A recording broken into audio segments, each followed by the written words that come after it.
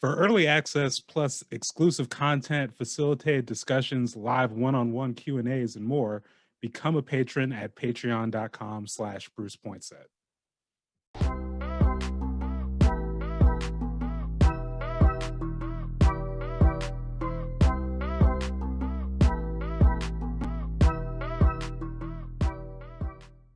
Welcome back to the Blacktastic Adventure, a virtual exploration of Oregon's Black diaspora.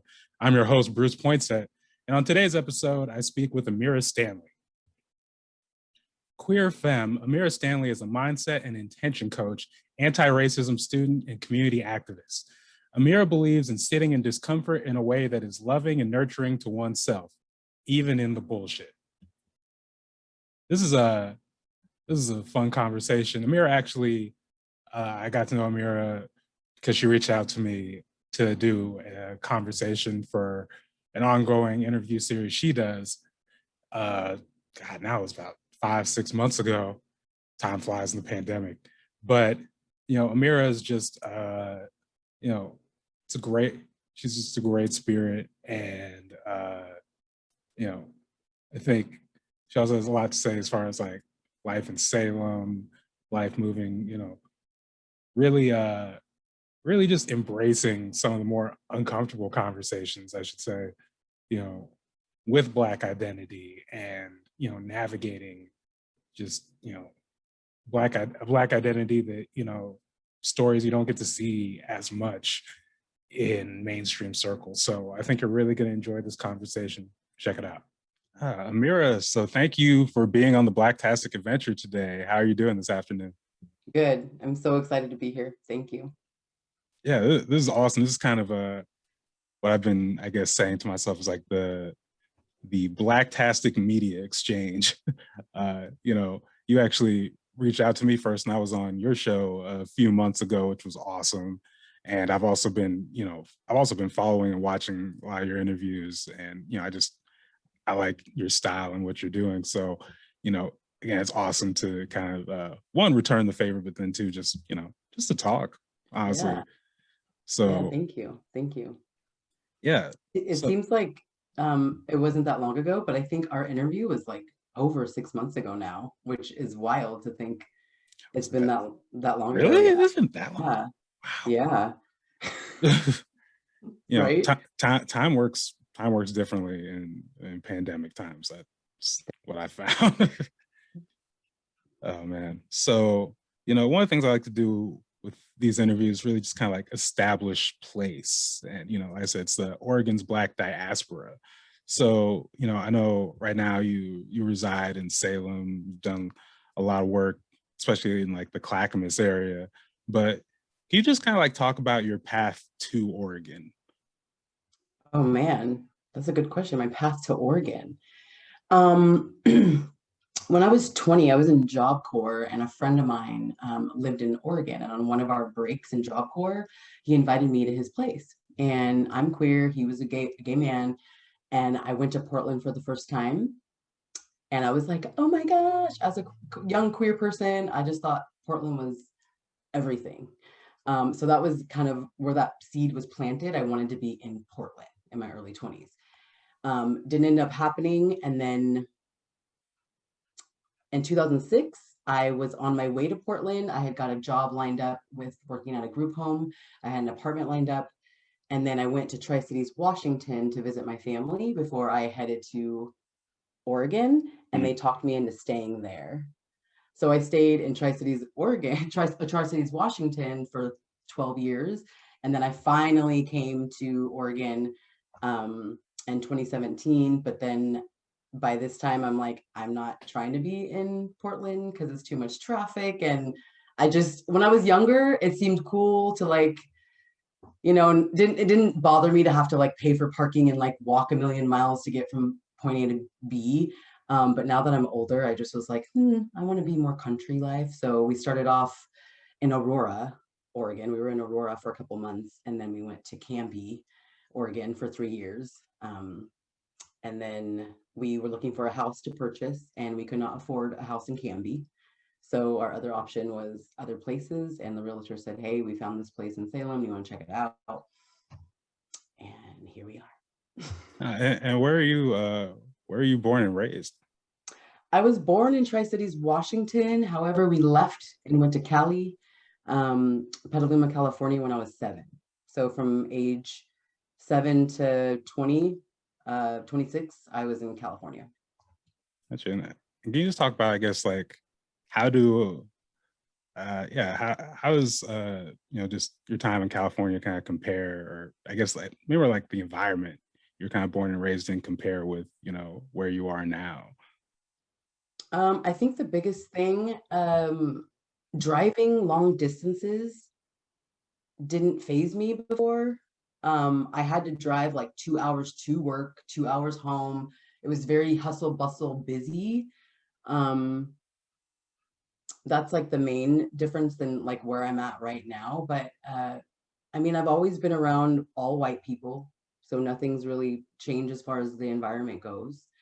Um, and I was just kind of like a depressed teenager kid, adult-ish, kind of depressed and stuff like that. So there was nothing about Cali that really stood out to me as like, oh my God, Cali's so amazing. I literally, from the time I was of working age, I was working. And then once I moved out on my own, I was like working to pay my bills in Cali. It's so expensive. So unfortunately, that's not really a great story as far as the differences go. And being here in Oregon now, um, I'm a lot more stressed, being that I understand what racism and white supremacy and all that stuff, and Oregon and Salem especially is so racist. But as far as like living in Oregon, I love the nature, I love the green, I love the grass, I just love, I just love being in like the country type vibe. Um, but really, I'm not exploring Oregon like I would like to, other than like going to nature. All I know really of Oregon right now is like community activism. So I really can't compare the difference between Cali and here, because I feel like my world now is just all community activism. That's like really all I know here, really. Yeah, I mean, speaking of community activism, a lot of your bios, you describe yourself as an anti-racism student, which I think is really actually really like refreshing, just because I don't know, maybe you have similar experience in like the in these community activism, community organizing spaces, but a lot of people, especially like very white spaces, like you walk in, you're black, they assume that you're an expert on the subject, Mm-hmm. and you speak for all black people. So I feel like just to have someone be like, yeah, I'm a student. Mm-hmm. Can you just talk about why you are why you put that at 'cause I feel like a lot of us maybe think about it that way, or but as Mm-hmm. far as like really like putting it at the forefront, not really like branding, but really like just yeah. Can you just talk about why Yeah. you're very emphatic about that? Yeah, because even though I educate folks on anti-racism, being anti-racist, whatever, I'm still a student. Just like with mindfulness, I'm a mindfulness coach, educator, mindset coach. I'm still gonna always be a student. I believe that like there's never like an end point to this work, and I'm gonna always be learning new things. And so I use student just to be like to let folks know that I'm gonna always be a work in progress. And just because someone is Black, it doesn't mean that they're anti-racist. I'm really experiencing difficulty um, with this because I really don't feel safe with people, even if they're Black, if they're not anti-racist. So I have to watch myself to not be judgmental. Because when you are studying and when you're learning how to be anti-racist, you just recognize that for me, the whole goal, if I can sum up in like a couple sentences, the point for me in being anti-racist is that I acknowledge all humans. So anyone that's marginalized, disabled, um, you know, people that um, are hard of hearing, like it's everyone. It is it is houseless people. It is everyone. When I go into a meeting, I'm my eyes are already looking at all of the names and the are your pronouns there, because the thing is people think no one in the room is queer. but you don't know that. You don't technically know if someone in the room is queer or not. But what you're doing, if you're a business or a company or a group, when you're adding your pronoun to who you are, whether you're part of the community or not, you're letting people know that are part of the LGBTQ community that they're kind of safe. And it's kind of like, okay. So they recognize me. So that's why I use student, because I'm always going to just keep learning as I go to do better. And as far as like people who you interact with, whether it's in, you know, organizing spaces or maybe people who come to you for coaching and whatnot, how do they, I'm just curious, like how they, I guess, like engage with the idea of, you know, you saying like, hey, look, I'm a student too. Like, does that, I guess, I don't know, does that make interactions any easier or, yeah. You know, when it comes to the anti-racism work, because I'm so new at it, besides sharing it on my social media, I don't have any actual clients that I'm working with actively right now in anti-racism work. The beauty of the community that I am a part of, when I'm doing community events and everything, 90% of the people that I work with are anti-racist. And so I don't have to have that weird, awkward conversation because, like, Black Joy Oregon, for example, I can comfortably say all of us in that group are anti-racist. And most of the community members that I associate with are anti-racist. So it hasn't been a weird, awkward thing yet within my community as far as that goes. But good question. We'll see what happens. But I did have a friend I just recently met. We went to lunch a few weeks ago, and I said, "Are you anti-racist?" And she goes, I I mean, I think I want to be, but I'm just not there yet. I don't want to. And I said, um, I call myself an anti-racist student. And it was just like a different perspective for her. And she's like, you know what? I am anti-racist. I think people are afraid to say that they're anti-racist because they think they have to be at this big, tall, big level. You know, you have to be like, oh, I've taken all the courses. Like, there's no bar to hit. You know, it's just a daily thing. You keep learning and learning and learning, and you recognize when you mess up and make a mistake, you just correct it. There's no shame in beating yourself up. You just keep it pushing, and I think the word anti freaks people out. I've had Black family members say, "Oh, I'm not anti anything. I can't be anti," and it's like they don't even recognize that it's like a good thing. So, yeah. And, you know, it's funny you say that. I know, you know, Ibram X. Kendi, he kind of describes anti-racism. It's kind of similar to the way you describe being like an anti-racism student, in that it's not so much a destination as it is a process, and just saying, I'm committed to doing better, and I'm not going to be there or all the way there, whatever there is. But, you know, it's just like, I'm going to keep working. And I think, again, I think it's a great way to approach it, just because, I don't know, in these spaces, you kind of, again, you said you weren't really as involved in like community activism prior to like really like coming to Portland. But I guess like one of the things I've just noticed about the space is like it gets very like this weird competitive thing, this weird you know, the status and all the, and you know, politics play into everything, and it happens, unfortunately. But just like, I don't know, there's something about it around anti-racism that gets me especially, where, you know, it feels like we've turned this into like, you know, a PTA or something. And it's just, you know, it's like, I slow down. agree. I agree. I've had a friend who, I mean, an associate, someone I was getting to know, just on Facebook, and they are considered anti-racist. And I was telling them I had started this training, this anti-racism, not anti-racism, it's a racial justice facilitator training I was doing. And I was so excited because in the future, I really would have loved to work with him on like training other people on this stuff. And I was telling him how excited I was to be starting this training, but I was also telling him the things where, as an anti-racist, I can see where they're causing harm, right? And so, but at the same time, I was like, but I'm excited because after the trainings, we get to debrief and they listen to your feedback.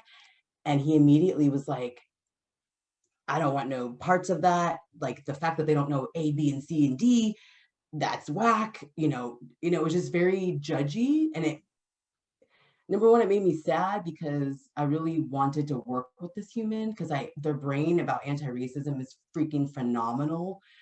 But it's also important to me that we're not making people feel less than in this process too. So it's very difficult for me. And even that training that I was doing, it's a 3-month training. I left. I chose to quit. And the person who runs that training is a Black woman. She's a mindfulness coach, a Black woman, and I'm not going to say names because they're great people. However, too much harm could be done if you are blurring the lines of anti-racism and just social justice. My soul needs to feel good about what I'm doing, and I don't want to be attached to something where I'm causing harm to other people. So it's very, very, very tricky. It's very tricky. Yeah. And just in general, I think, especially as Black people in this space in Oregon, I've had to also just embrace this idea of like, I don't have to be in every conversation. Like what does it mean? Just even just being a little selfish about just like, not really selfish because it's, you're trying to survive and take care of yourself. And that's really what we want for people. But, just sometimes you gotta pull back and say, hey, you're doing this here. Hopefully it gets the people it needs to get and speaks to the people it needs to speak to. I'm doing this here, trying to do the same thing. And, as long as no one's harming anyone, let's keep it moving.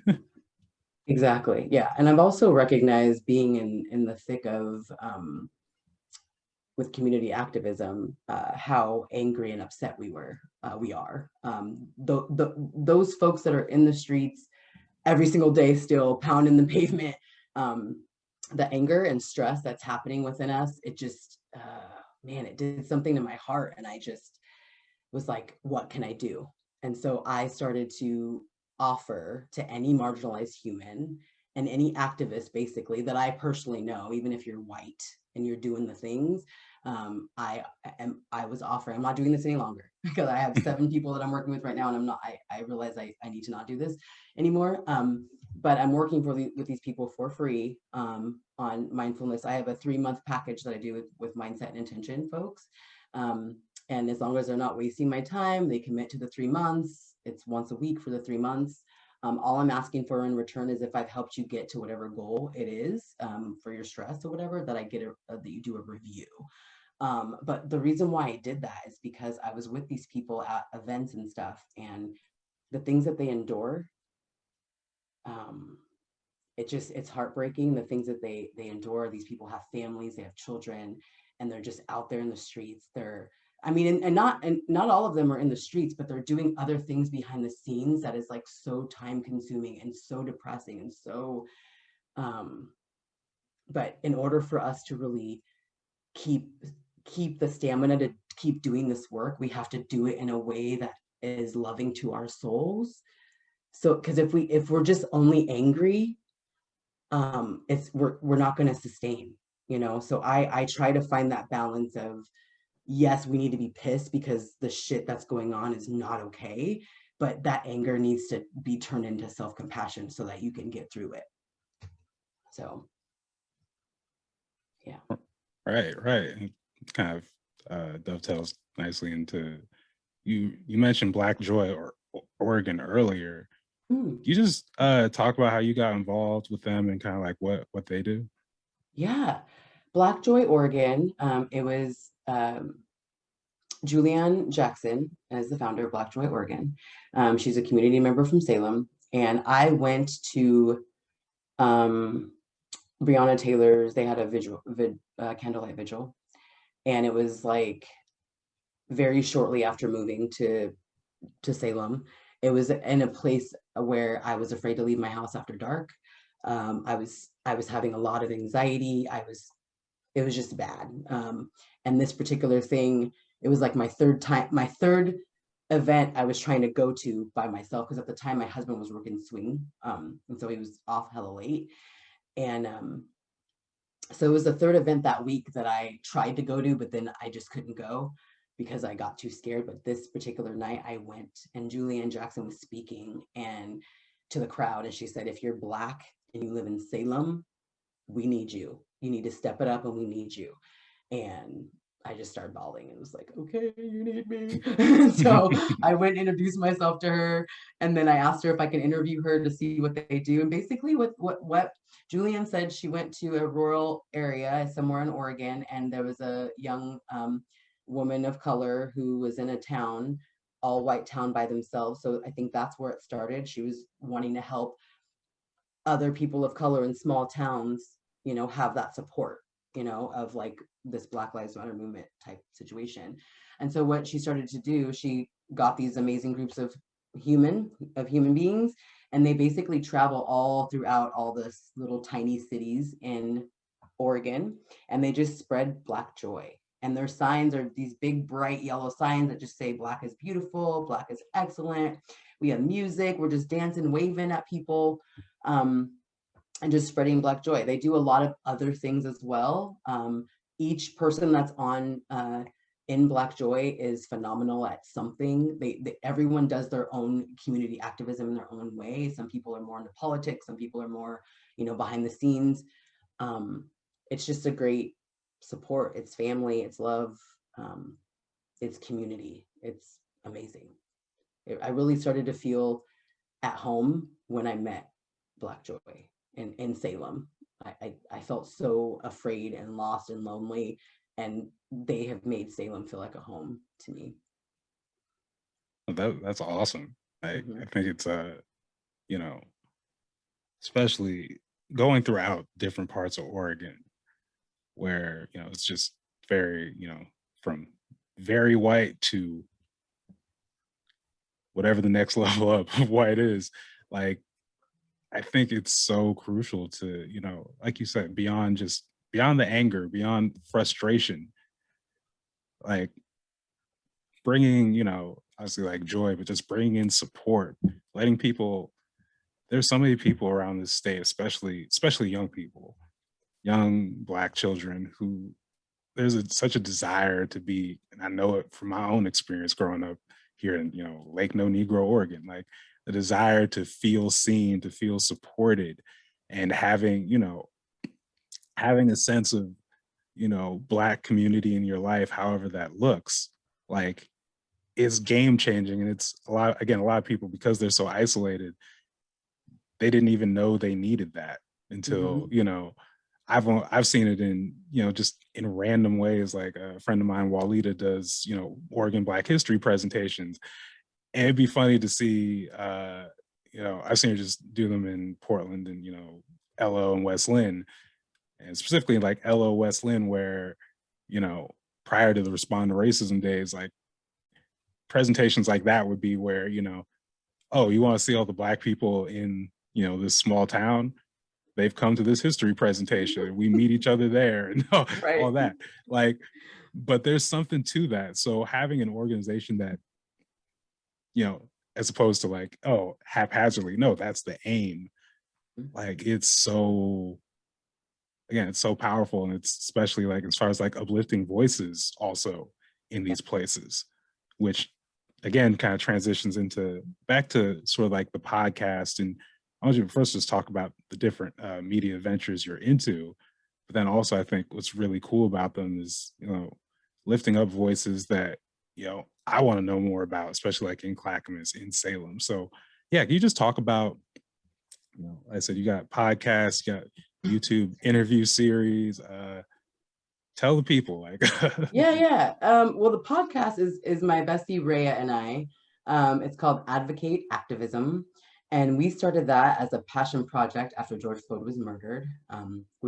We pretty much connected from that. Rhea is a white woman. She calls herself my white woman accomplice. And she does all like the professional side of, she's amazing with editing and all the good juiciness of the behind the scenes and the editing and stuff. Rhea takes care of all of that. She's amazing. But we've had about 7 episodes or so. And the purpose of our podcast is just to speak about racism, white supremacy, just bring awareness about, you know, cops killed mentally ill. Like that is a huge passion for Rhea, is talking about mental health experiences and the things that are happening there. We just want to bring awareness because our generation, like any Black person that I knew from high school, I can honestly say I feel that they don't get it. Like I don't really talk to anyone really, not on a regular basis. As far as Black people, um, we don't talk anymore. I'm too much, and no one said that to my face, but I don't talk to them. Or I've realized they're homophobic. And then so once I started realizing like white supremacy, I'm like, ew, I have all these Black homophobic people, get away from me. But anyway, our whole point on doing the podcast is to spread awareness about white supremacy and supporting one another and like the things that we're going through. I have really bad anxiety, really bad. And I know I look okay, and I am okay. I'm always going to be okay and go to therapy and do the things I need. But the podcast for me is healing. It's another added piece of therapy. And I think I could safely say Rhea feels the same. Now the interview series came about when I was working at the church. I didn't really have a structured job description. It was kind of like a made up description. I was the minister of justice and witness.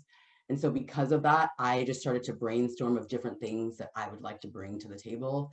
And one of the things I started doing was interviewing people to like, again, spread awareness about it. I wish I could remember my very first interview and why. But I just enjoy interviewing people. I enjoy doing short and sweet interviews.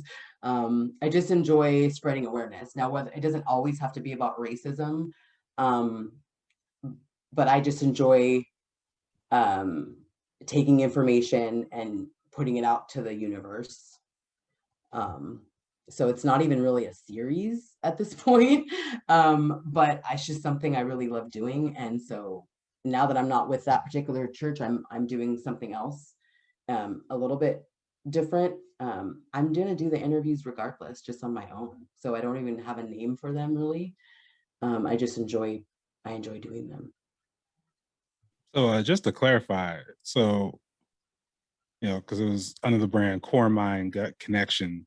So was that like, will it still be called that, or is it kind of like Yeah, well, the YouTube channel is Core Mind Gut Connection. That's just the name of my YouTube channel, which is definitely not popping. I just keep all my content on my YouTube page just so I have it there. But my business name is Core Mind Gut Connection, my mindfulness business. Gotcha.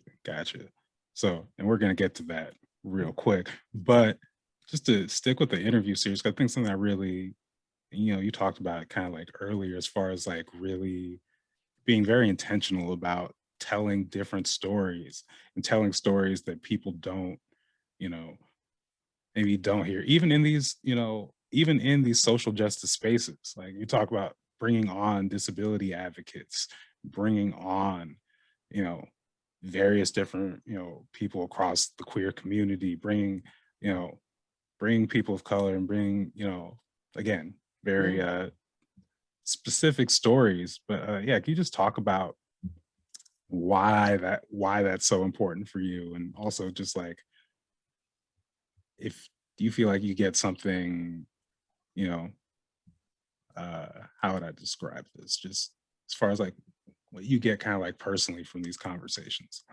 Ooh, that's such a good question. I've never been asked that before.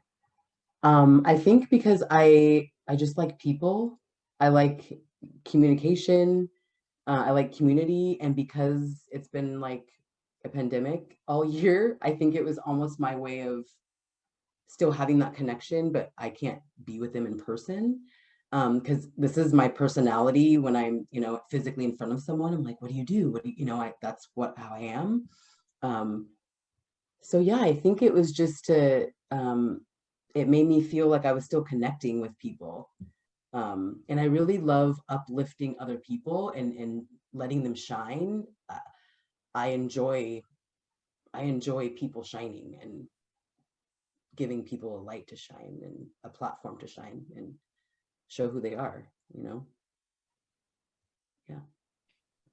And yeah, I know it's kind of like asking someone to, pick their favorite child, but do you have any particular interviews that kind of like stick out to you as far as like, that was a really good conversation, or that really Yeah. opened my mind in a way I wasn't expecting? Yes. I would say when I interviewed, I think her name was Golly from the Clackamas Health and something services. We talked about, they have a program called the Pathway. And basically what happens is when they come into their services, behavioral health and all kinds of things, when they come into their services, they always ask everyone in in those spaces, have you attempted suicide? And if those people say yes, then they put them in this program called the Pathway, where they agree to receive letters, I forgot the word they use, non-something letters, which means like just very open, we love you type letters, not like, oh, we've missed you. Because when you say we've missed you to somebody who's depressed like that, it's like um, you're making them feel obligated to be like, oh gosh, I have to talk to you or I have to reach out to you, right? I wish I can think of the term. It was such a good term. Anyway, so basically, they were asking for the community to write letters. At the time, the church I was at, that was our connection. We were going to help write letters to the people in the pathway, just letters of encouragement and love. But the thing that really stood out to me was that in Clackamas County, the highest rate of suicide is cis white males. And that, I don't know why that blew me away a little bit, especially with learning about white supremacy and like this stuff comes from cis white men and like what you do to yourself, like that perfectionism and the things. And I don't know why that one just really blew me away. And then the other one, I think just for entertainment purposes and like I was really pleasantly surprised, was Mackenzie from Teen Mom. I interviewed her several months back just because I don't watch much TV, but me and my husband record certain shows and Teen Mom is one of them. And we were watching the reunion show and she was on there. And last year I started to watch all my reality shows. I'm like, no one's talking about Black Lives Matter. Like I was being judgy, like 100% judgy, because none of the reality shows were really talking about any of this stuff. And so when they start talking about it, I sat up in my seat and they talked about Mackenzie and how she was basically like almost canceled because she put on her page something like, I'm so proud that my children are going to see this colored woman that's going to be a president or something like that. She used the word colored woman and then everybody came for her and she was like, I didn't know you can't use that word. And so when I saw that, I reached out to her on Instagram and she actually hit me back up and we had a short little cute interview. So that one, for the sake of the fact that I had enough nerve to reach out to someone like that and then they actually like got back to me, I just thought that was like really, really dope. That was like, oh, that was cool. I got to interview with a reality star. Yeah. Nice. Not gonna I'm gonna withhold my judgment about you and your husband's reality TV choices, but right. you can judge all the way. Totally. I no pressure. No pressure. No. I've been watching that show since the beginning of time. So it's just one of those shows that I want to see how they're doing and their kids and all the things. So yeah. Interesting. So, talk about core mind gut connection earlier. But yeah, so in fact, we spent a lot of this interview talking about your social justice work, but you are also, you're a business owner, you are a mindset coach. And yeah, can you just talk about one, just how you got into that field? Yeah. I got my first coach in 2016 or 2016, 2017. And how that even came about. And mind you, I've always been a fan of therapy. I've always used to go to therapy a couple times a year here and there when there was like a big issue coming up. And in 2014, I went to therapy like consistently. So from 2014 to 2016, 17, when I found my first coach, I was consistently in therapy for the first time. And when I got this coach, he was a friend of mine from high school. Someone I didn't really talk to. He was kind of a jock. But over the years, when I'd be talking about my life and pain or depression every now and again, because I was very, I vented a lot on social media back then and was very like, woe is me, and like just very negative. And he would kind of sometimes put because he was a Buddhist mindfulness coach.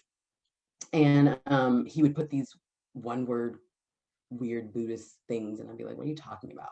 And one day I just was like, I inboxed him and I was like, what do you do? Because these little weird things you keep leaving on my page, like what do you do? And so he basically said what he did, and I was like, oh, can I work with you? And he was like, yeah. And so I worked with him for 3 months, and one of the first assignments he gave me was to go 7 days without complaining out loud. And I thought, oh, that'll be easy. Because even though I vented on, I mean, everyone vents on Facebook, I still consider myself like a positive person. And so when I came back to him that next week, I was blown away at my own self-talk and how I couldn't get past day one because I'm like, shit, I was being negative again. I said something out loud negative. Because he said you can think it, you just can't say it out loud. You can't vent about it or talk about it out loud. And so when I realized that, something just kind of changed in my mind. Like, I'm super negative. And once I started studying more about mindfulness and more about how the mind works and how trauma works and how the body works and all of the things, I was like, okay, I'm obsessed. I want to help people with this. Because what I realized the most with my depression and anxiety, I was literally magnifying it by what I was saying to myself. I was constantly calling myself a loser. I was constantly saying I'm stupid. It's constantly like just so negative to myself. I just have a passion to help people, like, yo, you may have a really shitty thing happening. It's actual fact, but you don't have to beat yourself up over it. You don't have to do that. And so I just have a passion to help people kind of move through life in a little bit more ease. So yeah, and also too, I was in the process of having both hips replaced. So I had like 120-pound weight loss over time, and then I had to get ready for all these surgeries. And so in that time, I did a lot of studying I went to school for holistic health, mindset and intention stress. I just started doing, and then my mindfulness coach, and then I got another mindfulness business coach.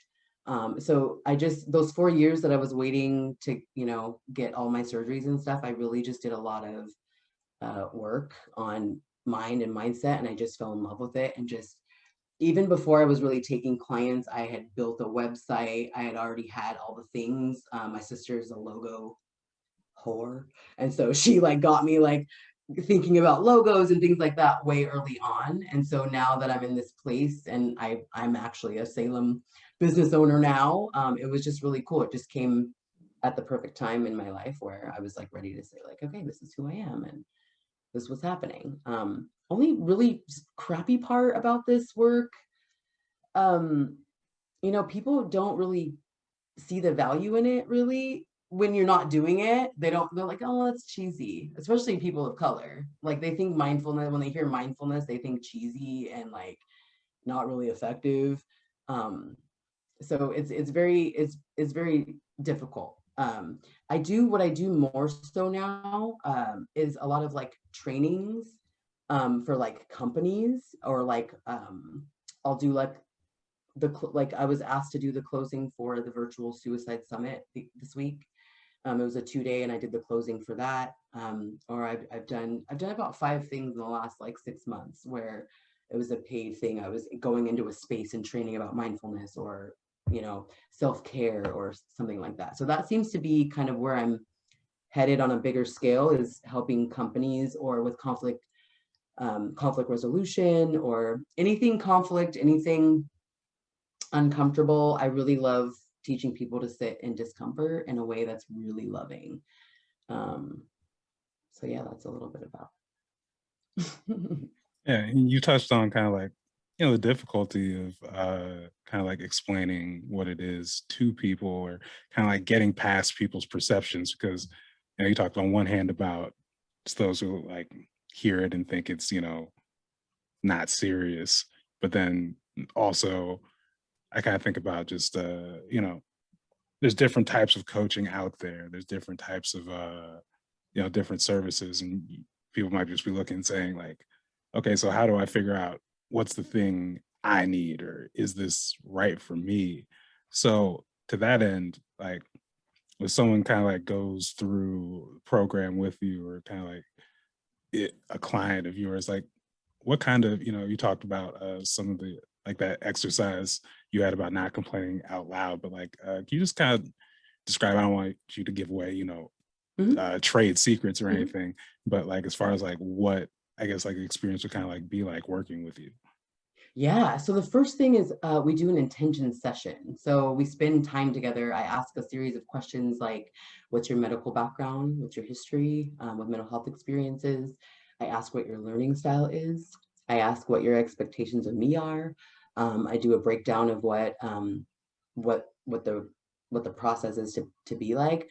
And then I ask them what's their 1 and 2 top priority. Like what do you want to work on? What's your desire to work on? And then we kind of go from there to see if it's a good fit or not. And I am very comfortable with knowing if someone is a good fit or not. I also am very real with people. I'm not a therapist. This is not talk therapy. Some therapists, and I've had therapists that will just let me keep paying and just talk about my problems and talk and talk and talk and keep paying and talk. And that's not what I do. My goal is to get you to your intention. So when we talk, yes, I want to know how your week's been. I want to get to know you, but I am not talk therapy. I have a goal and intention, and we make steps each week, little tiny action steps that fit for you, to get you to where you need to go. And another thing about mindfulness is that it's not cookie cutter. It's not like the same thing. I don't go off of a one blanketed thing other than the intake session. It really depends on the person's learning style. It depends on what they can handle, what they can't. And when you're incorporating meditation, you can't just give someone who's never meditated like 30 minutes of meditation and expect them to do it. So I start off literally 1 minute at a time. And once you're comfortable with that one, not only are we doing action steps to like get you to your goals, but we're also incorporating mindfulness and meditation, because the more present you are and the more you train your body to regulate itself, because we're always looking for a threat, because it's just natural, especially those of us who have had a lot of trauma. And by the way, not being taught how to deal with your emotions is a form of trauma, in my opinion. And so breathing and being intentional about being in the present moment helps, literally, it helps your body to rewire itself to not be so freaked out. So I always want to incorporate meditation as well into like actual realistic things, but it has to fit for you. Even like journaling, I ask the question in my intake, do you like journaling? Because if you hate journaling, I'm not going to give you something that you hate. I'm never going to ask someone to do something that they absolutely don't want to do. You can do mindfulness in so many different ways, and that's the beauty of it. Yeah, yeah. And again, I think I said before, but you wear a number of different hats, and another one is end of life doula. Could you I feel like even the concept, because I know I didn't know what a doula was until I think doing State of Black Oregon back in 2015, interviewing someone, does that work. And I was like, oh, this, so end of life doula, yeah, could you explain what that is and what that work is like? Yeah, so I am a new end of life doula, right? So I just took the course last year. It was a 12-week course, going with Grace with Alua author. She's an amazing, beautiful ray of beautifulness. And it was an online program where you did the courses, but then you also had weekly Zoom sessions with the whole class and Alua, who is the teacher. It was absolutely amazing experience. How it came to be for me was I was thinking about becoming ordained. So they call it a member in discernment.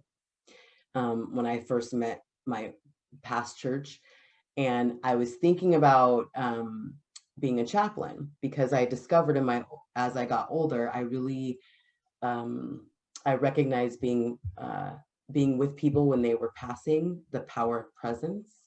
I never did anything major, but just being present with people and their families. I was a program manager for 10 years with DD clients. And so a lot of those clients' families passed away or they themselves passed away.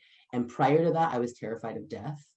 So when I started working with clients and I was with their families and stuff when they were passing, I'm like, wow, it's actually super beautiful. It's an honor to be with someone at the end of their life.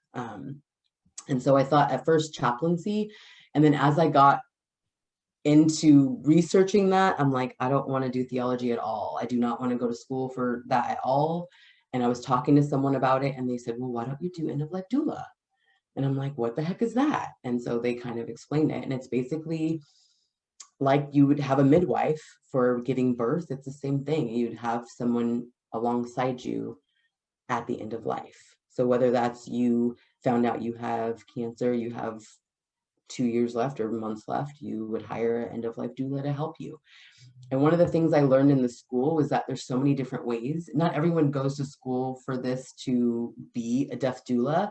Um, but for me, what I learned, what I want to do is help people through touch, um, and maybe even meditation, and just being present with them. And also the paperwork side of it. I want to be able to, if somebody has a family member or something that's passing and they do not have the in them to deal with the funeral home or the paperwork, I want to be able to be that person to walk beside them and handle that stuff. So that's my goal in this role, is to do that.